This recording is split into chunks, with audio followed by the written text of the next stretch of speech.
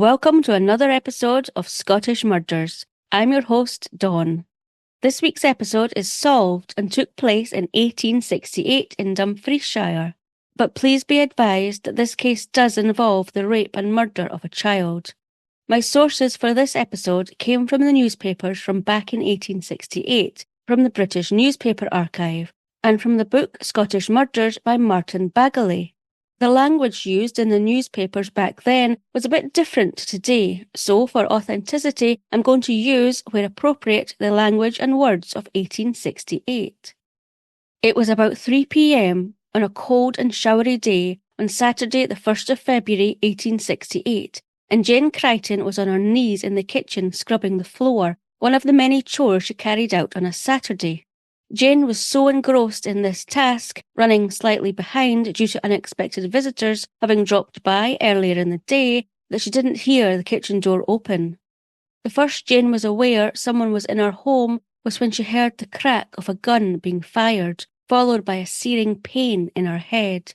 Jane's attacker was shocked to realise, though, that Jane was still conscious and was beginning to slowly get to her feet, clutching her head.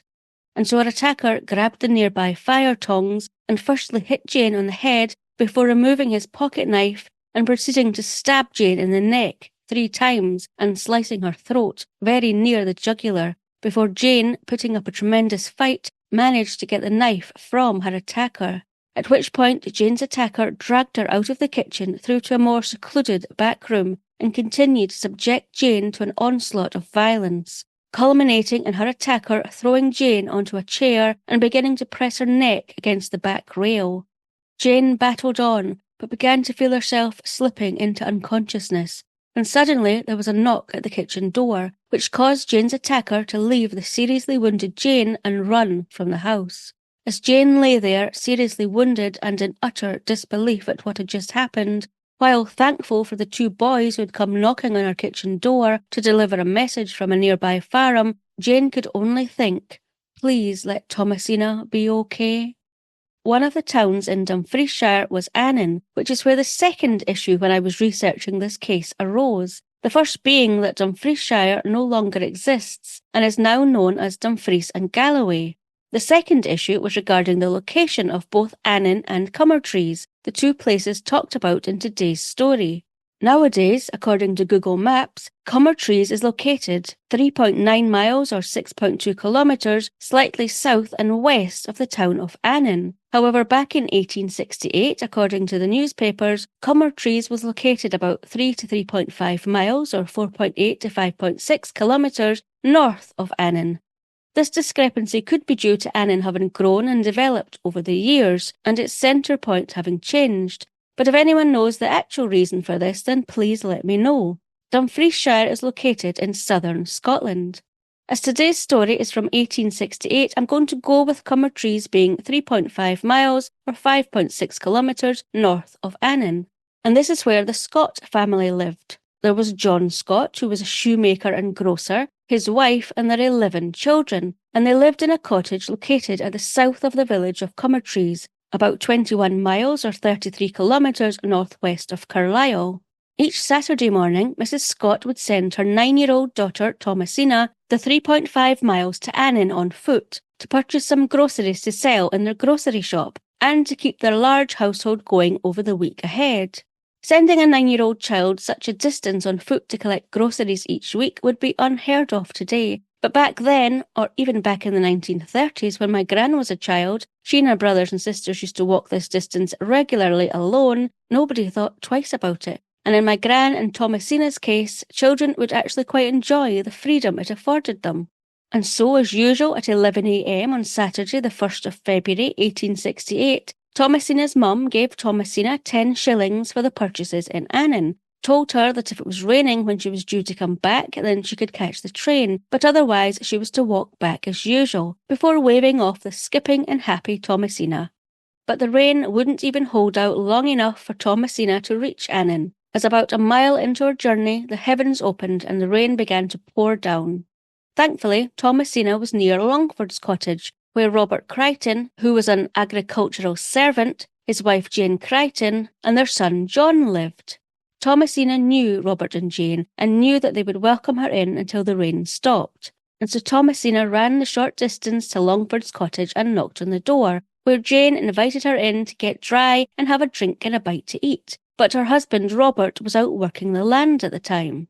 Thomasina was pleased to be out of the rain, but as Jane led Thomasina into the kitchen, Thomasina noticed that Jane already had company, but she knew the boy who was in the kitchen, and so Thomasina politely smiled and said hello before sitting at the kitchen table along with Mrs. Crichton and her other visitor, 19-year-old Robert Smith. Robert Smith, according to the Scottish Murders book, had been orphaned when his mum and dad had died when he was 8 years old, and since then he had had to look after himself, so he was quite self-sufficient. Robert had been well known in and around the area, and locals had taken kindly to him by offering him labouring jobs at various farms in the area, including with Robert Crichton, when there had been harvest work to be done. And so when Robert Smith was in the area, he would visit the Crichtons and say hello, possibly to see if there was any work for him. Thomasina waited a short while at Longford's cottage for the rain to go off, all the while chatting with Jane Crichton and Robert Smith, telling them she was heading into Annan to buy groceries for her parents. And so as soon as Thomasina was able to resume her journey, about 12 noon, she got up from the table and said bye to Robert and Jane. Although it was at this time that Robert Smith announced that he was heading the same way and would walk along with her. Neither Jane or Thomasina thought anything of this. It was Robert Smith. They'd both known him for a while and he seemed pleasant. So Jane said bye to the pair and returned to her chores, not realising just who Thomasina was walking away with. But after Robert Smith returned to Longford's cottage about 3 p.m, while Jane was on her knees cleaning the kitchen floor and firstly shot at her before hitting her with a poker, stabbing her neck and throat and trying to strangle her over the back of a kitchen chair, Jane then began to realise just what danger 9-year-old Thomasina could be in. But she prayed the little girl would be safe and sound. Back at Comertrees, as the 4:10 train arrived at the village and Thomasina did not alight, her parents became concerned. Thomasina was always so quick in returning from Annan each Saturday. She never dawdled and always came back with exactly what was needed. What could have delayed her today, thought her parents. Thomasina's parents initially sent another of their children a short distance along the road from Annan that Thomasina would have taken to see if she had decided to walk home instead, but there was no sign. Mr. and Mrs. Scott then asked a family friend if they would travel to Annan to inquire at the shops where Thomasina would have gone to see when she had left. However, the family member soon returned to Mr. and Mrs. Smith's cottage, but not with the news they had hoped for. Thomasina had not been seen in Annan all day, although the family member had other, more alarming news to share with the couple. Someone had tried to kill Jane Crichton. Shocked by this news, but not for 1 second thinking it could have anything to do with Thomasina's disappearance, but not wanting to rule anything out, Mr. and Mrs. Scott made their way to Longford's cottage. Upon the two boys arriving at Longford's cottage to deliver their message to Jane Crichton, knocking at the door and 19-year-old Robert Smith throwing the door open and rushing past them with blood on his hands and clothes, they soon discovered a severely injured Jane Crichton, who was in urgent need of medical attention. And so one of the boys ran back to the nearby farm to raise the alarm, while the other one tried to make Jane comfortable. Soon the local doctor and police officer arrived and were shocked by the scene that they saw. While the police officer questioned the boys about what had happened, the local doctor began to work on Jane's injuries, which required the removal of 3 pellets from her head. Jane, remarkably though, soon recovered and was able to tell the officer what had happened and who had done this to her, confirming what the 2 young boys had already told the police officer, that her attacker had been 19-year-old Robert Smith, and the hunt to capture Robert was on.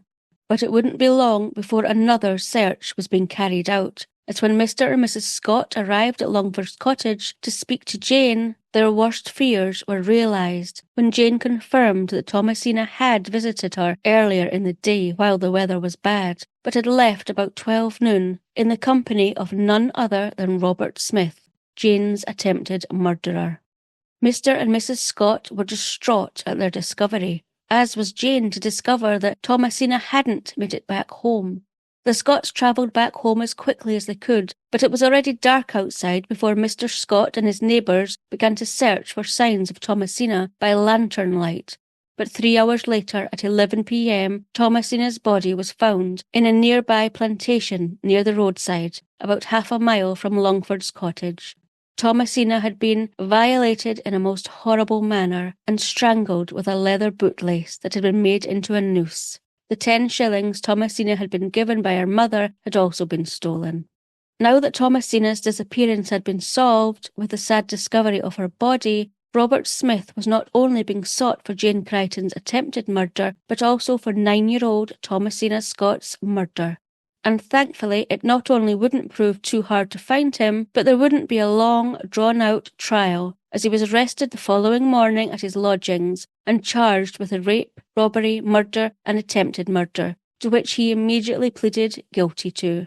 Also found in his lodgings was his blood-stained clothing, a noosed bootlace, some percussion caps, a boot that matched perfectly to the print left in the mud beside Thomasina's body, and money, which was thought to be the remainder of the 10 shillings he had stolen from Thomasina after he had gone into Annan after killing Thomasina and bought a pistol from an ironmonger's with which to kill Jane Crichton. When Robert Smith appeared in court to be formally charged with his crimes, which he immediately pleaded guilty to, he confessed that rape was the motive for his outrage upon Thomasina, and that the attempted murder of Jane Crichton was because he became alarmed that Jane could give testimony of his having left the cottage in the company of Thomasina, and so he felt he had no choice but to try and destroy this evidence. Robert was held awaiting his 2-day trial, scheduled for the 21st of April, at Dumfriesshire jail, at which time he decided to write a letter to Jane Crichton. It's quite a long letter, so I'm not going to read it all out, and you can find the full letter in the Scottish Murders book, but a few pertinent points were as follows. I write to let you know that I am well at present, hoping this will find you and all your family enjoying the good health. If the Lord had not been merciful to you and saved your life, if it had been the other way around, it would have been a most horrible case for me to have done. But I thank God that he was merciful to do so to you. You and your friends may be mad at me for it, but you can tell them all that it is against me that I would let any of them do anything to me now after I have seen it, for the Lord's hand is mightier than the devil's. I heard you were getting better. I hope that when you receive this you will be all better and going about again the same as usual. Jane, I had many thoughts of taking away your life. I wanted to rob your house, and I did not know how to do it until that day the young girl came in. I thought if I had a pistol I could soon have taken your life away. I thought it was all right, for I thought that the shot would have ended your days too, and then there would not have been any could have informed the police about me, and I would have got clear from the hands of the men in the meantime. The young girl is resting in the grave, and I will be there too soon, and I well deserve it, and something far worse. Give my kind love to all the neighbours, to your son John, and all the men, and tell them that I will not see none of them on earth, but I trust in God that I will see you and yours and them in heaven. Write soon, dear Jane, and let me know how you are now. It wasn't reported that Jane ever did write to Robert, but during a break in his trial, he would instead get to speak to Thomasina's mum. Robert Smith's 2-day trial took place at the Dumfries Circuit Court on Tuesday the 21st of April 1868, and according to the Greenock Advertiser, he appeared quite calm when he pleaded guilty to the charges of rape, attempted murder and robbery. However, when it came to the murder charge, he pleaded guilty instead to culpable homicide. If Robert was convicted of murder, then the only outcome of the trial would be a public hanging, so Robert's panel, or counsel, was trying to secure a different outcome for his client. This plea, however, was not accepted by the judge, Lord Justice Clark, and the trial began, with the prosecution calling 40 witnesses over the 2 days. Towards the end of the trial, realising that things were not looking good for his client, Robert's panel, Mr. Stark, told the court that at the time of the murder, his client was in the state of mind called, according to newspapers, either moral mania or monomania. According to Wikipedia, in the 19th century, monomania meant madness or frenzy and was a form of partial insanity conceived as a single psychological obsession in an otherwise sound mind. But moral insanity, or mania, and monomania were similar in that they were both abnormalities of an otherwise normal mind, though moral insanity or mania was a systemic malfunction and monomania was an isolated aberration. Both terms are used intermittently in different newspapers, but whichever one was used, or if both were, Mr. Stark urged the jury to take this into consideration, as well as the fact Robert Smith was so young, and he urged that if they did find him guilty, to please recommend mercy on him. On the second day, after all the witnesses had taken to the stand, and before the judge summed up, a short recess was given, and it was at this point that Thomasina's mum asked to see Robert Smith. According to the Greenock Advertiser on the 23rd of April, the meeting was a touching one.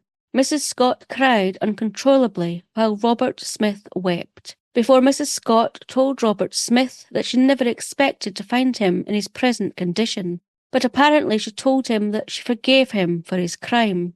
The pair then shook hands, and Thomasina's mum left the room to await the verdict, which, after Lord Justice Clerk summing up, the jury retired for a mere 7 minutes before returning with a unanimous verdict of guilty.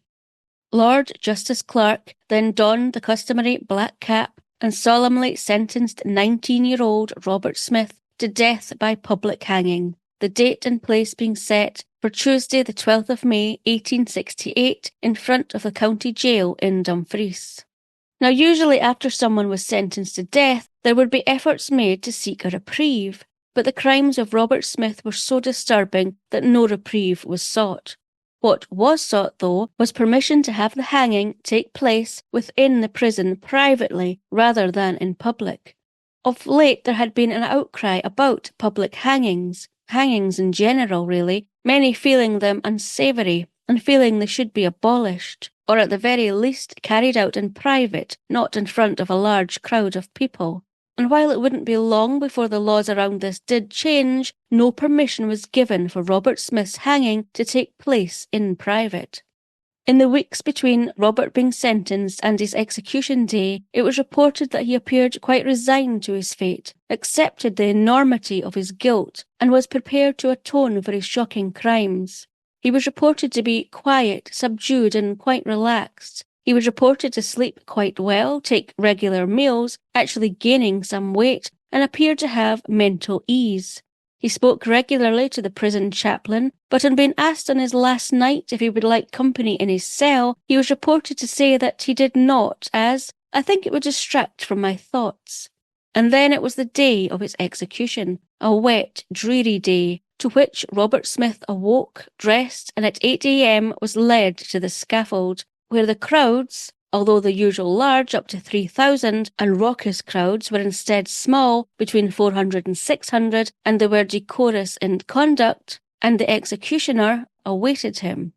Robert's arms were secured and the cap placed on his head, at which point some of the crowd, which was predominantly made up of women and children, screamed and ran away. But Robert's face remained calm and resigned. Robert then stood on the drop. The executioner placed the rope around his neck, shook Robert's hand, drew the bolt back, and Robert fell. By 8:15 a.m. it was all over. Robert Smith was the last man to be hanged publicly in Scotland in 1868, which was in Dumfries. But Mary Timney, 6 years prior, in 1862, was the last woman to be publicly hanged in Scotland, also in the same spot as Robert Smith in Dumfries. But while Robert Smith pleaded guilty straight away to his crimes, was quiet and subdued in court and accepting of his sentence, in Mary Timney's case it was the exact opposite, and it was quite a tumultuous and emotional journey to her end. But I'll tell you about that story next time. Now it's time for Scotland Then. And there were so many interesting and intriguing stories I found in the newspapers from back then, but I can't tell you them all. So the stories that caught my eye in the newspapers from 1868, when Robert Smith's murder trial was going on, came from the Greenock Advertiser on Thursday the 23rd of April 1868. The first thing I noticed was the differences between the newspapers I used as sources for the previous episode covering a murder from 1982 to the newspapers from 1868. In the 1982 newspapers, they were full of different sized text, Huge black headlines all vying for your attention, broken up stories over different sized columns, and plenty of pictures to draw the eye. The 1868 newspapers, which only had 4 pages, were all written in the same sized small text, with each article's heading not much bigger in size and in capital letters. Nothing really draws the eye, and it's all just straight columns of text from one side of the page to the other, and it's so dense, it's hard to tell when one story ends and another begins. It's all very matter-of-fact and professional, and the style, tone and content were so different. And even though the Greenock Advertiser was a Scottish newspaper, a lot of what was reported was what was happening elsewhere in the UK and around the world, including from Paraguay, China, India, Africa, England, Japan, Australia and America. And the newspaper was split up into sections, including British legislation, foreign news, Scotland, criminal law, England, latest intelligence, agriculture and poetry, as well as sections on who had gone bankrupt in Scotland recently, what the state of trade was like, the amount of postage stamps required to be affixed to any newspaper you wanted to send to other countries. For example, for all you listeners in Australia, if you had been living back in 1868 and wanted a copy of the Greenock Advertiser sent to you from Scotland via a private ship, it would cost 1d, which is 1 old penny. And if it was to be sent via Marseille, it would be 3d, which would be 3 old pennies. And for our American listeners, if you lived back then and wanted the newspaper sent to you, it would cost 2d, 2 old pennies. Found that quite interesting. What was also interesting each week in the Greenock Advertiser was it featured the birth, death and marriage rates for the week prior in the 8 principal towns of Scotland, which were Glasgow, Edinburgh, Dundee, Aberdeen, Paisley, Greenock, Leith and Perth, as well as the corresponding numbers from the same week 2 years prior. I'm not going to go through them all, don't worry, but the big ones with the biggest differences were Glasgow and Edinburgh. The births in Glasgow in this particular week in 1868 were 456, a rise of 61 from 2 years prior. The deaths were stated as being 285, a rise of 41 from 2 years prior. Marriage rates had dropped though, with there being 59 reported marriages in this week 2 years prior in 1866, but only 36 reported in 1868. While Glasgow was reporting an increase in deaths and births, but a decrease of marriages, Edinburgh was the exact opposite. They reported in 1866 there being 141 births in the particular week in April, but a reduction of 22 in the same week 2 years later. They reported a reduction of 32 deaths from 100 to 68, but there was an increase in marriage, being that of 22 in 1866 and 29 in 1868. The population of Glasgow was reported in 1861 as being 395,503, and in Edinburgh 170,444. There wasn't a massive fluctuation in the other 6 principal towns reported with their births, deaths or marriages. Okay, that's all of the stats out of the way. Now let's get into what else was happening in Scotland on the same week of Robert Smith's murder trial.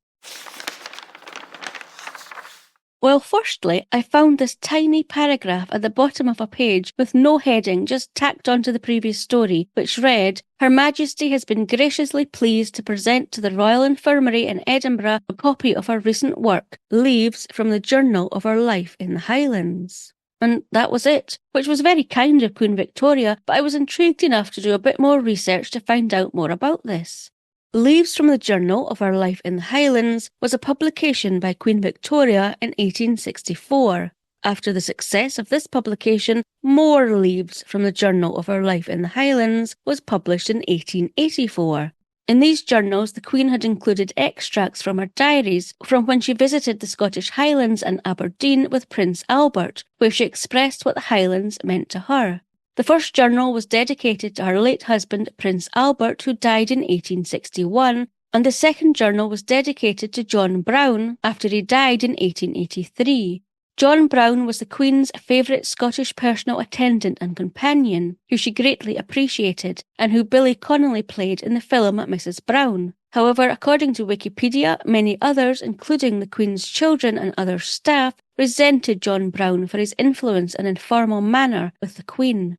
42 photographs were also printed to accompany these journals, which were taken by a George Washington Wilson, who must have accompanied the Queen and the Prince on their many visits to the Highlands of Scotland. These journals were originally only meant for the Queen's family members and friends. However, it was suggested by a close friend of the Queen that a public version should be printed, as according to Cambridge.org, Queen Victoria had retreated from public life following Prince Albert's death, and the journal would give the public access to the Queen's life away from the politics of London.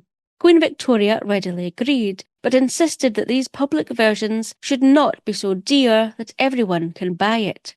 One such diary extract I found on the Royal Collection Trust website read, "Independently of the beautiful scenery, there was a quiet, a retirement, a wildness, a liberty, and a solitude that had such a charm for us."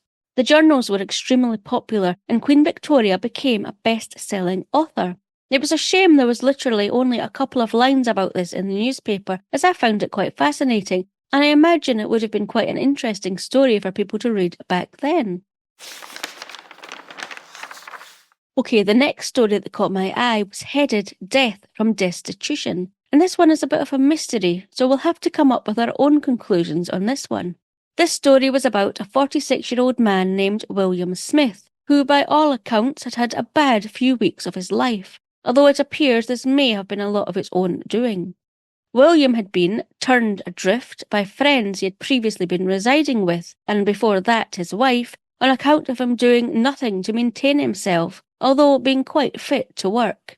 Since being turfed out by his friends, William had apparently just wandered about the town of Kilmarnock, homeless and apathetic, sleeping mostly on stairs or back courts. He never begged for food, but many took pity on him, and he was happy to accept, although he refused point blank to apply for relief to the parochial authorities. Well, one Saturday in particular, William's plight and condition attracted the attention of someone who finally talked him into going to the poor inspector for help. In return, the inspector sent William to a lodging house, where he was given refreshments. However, the inspector felt there was more he could do for William, and so the very same day, after William had received his refreshments from the lodging house, the inspector insisted William accompany him to his wife's house in Ayr, nearly 14 miles, or 22.5 kilometres away, whom William had been estranged from for some time. Following the train journey to Ayr, the pair arrived at William's wife's home, and the inspector tried to convince this woman to take William back into her home. However, she was having none of it. She was not having this man back who had done nothing to maintain himself or work for quite some time. Disappointed, the inspector accompanied William back to the lodging house where he was to stay the night. However, the very next morning, it was reported that William was found expired. Okay, not so much a mystery there, I know, but what was reported next drew my attention. It was reported in the newspapers that William's body had become reduced to a mere skeleton. A skeleton overnight. So I was interested. But then the very next sentence said that a post-mortem examination had been arranged for the following week and that the results would be revealed when known. So my thinking was, can you carry out a post-mortem on a skeleton? Well, you can, but it would be called a forensic examination instead of a post-mortem. But maybe it was just called a post-mortem back then. Anyway, I was really curious what the post-mortem had said. I mean, reduced to a skeleton overnight is some feat. Well, I scoured every single inch of the 4-page Greenock Advertiser newspaper that was published for the next 3 months. Every single inch, until my eyes were smarting and I was seeing double.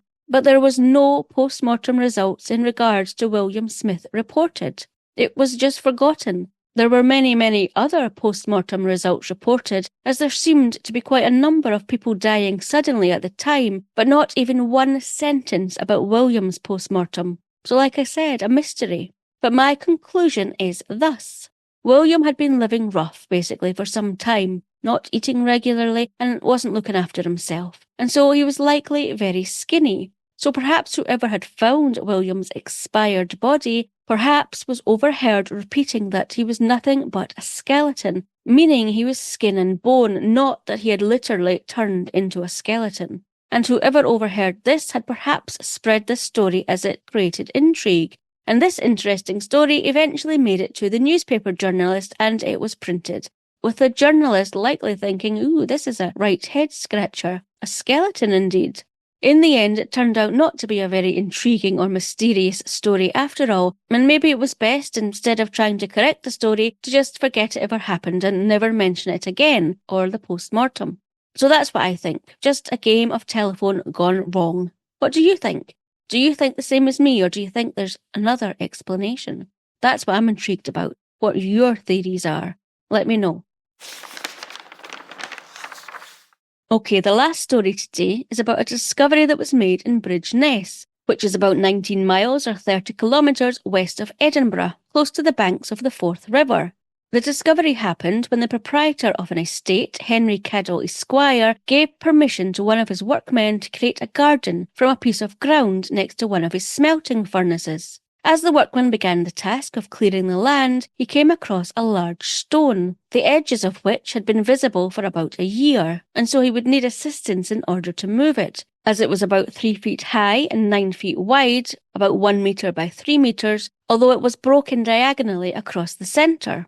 When the stone was finally removed by the men and they turned it over, they were surprised but delighted to find that it wasn't flat on the other side, but instead it was carved on both of the broken parts, with the left side of the stone showing a Roman riding on horseback in triumph over some slain and wounded Caledonians, and on the right was a scene with an altar featuring priests and offerings of cattle. In the centre of the stone was an inscription in Latin, which was later transcribed to say, "To the Emperor Caesar Titus Aurelius Hadrianus Antonius Augustus Pius, the father of his country, the 2nd Legion Augustus, 4,000 paces of Forth and Clyde wall, they made it." It turned out this stone was a legendary tablet of the wall of Antonius Pius, and probably marked the completion of what we now know as the Antonine Wall, between the River Forth in Edinburgh and the River Clyde in Glasgow. The discovery also helped settle the debate that the Roman wall terminated on the Forth at Caradon, which is a few hundred yards or metres to the east of Bridgeness, and not, as was thought before then, terminating at Blackness, 3 miles or 4.8 kilometres further east, meaning the wall was slightly shorter than had always been assumed. The original stone tablet, which is regarded as the most detailed and best preserved tablet of its kind, can be found today in the National Museum of Scotland in Edinburgh, with a replica which features the centre panel of the original, located near the site of the discovery. It's amazing to think that if that stone tablet had fallen the other way, carvings face up, it could have eroded away. Pretty amazing. So that's your stories this time from Scotland then, or even further back from then as it turned out.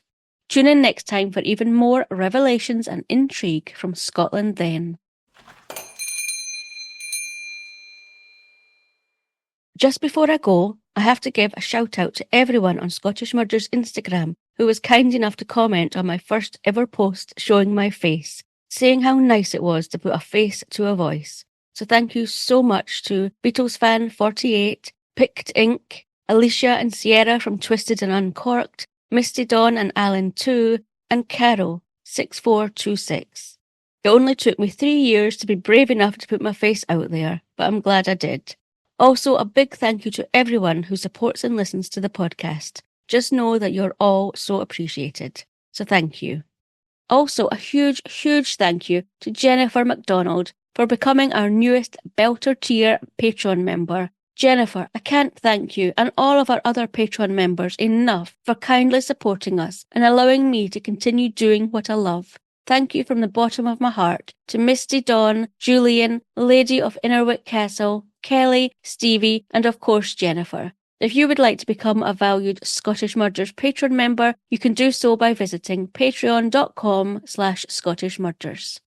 Thanks for listening to another episode of Scottish Murders, the twice award shortlisted fortnightly podcast that brings to light the stories of victims and their relentless pursuit for justice. If this case has captivated you, then don't forget to tell a friend to listen or check out scottishmurders.com so together we can share more Scottish murders. Until next time, I've been your host, Dawn.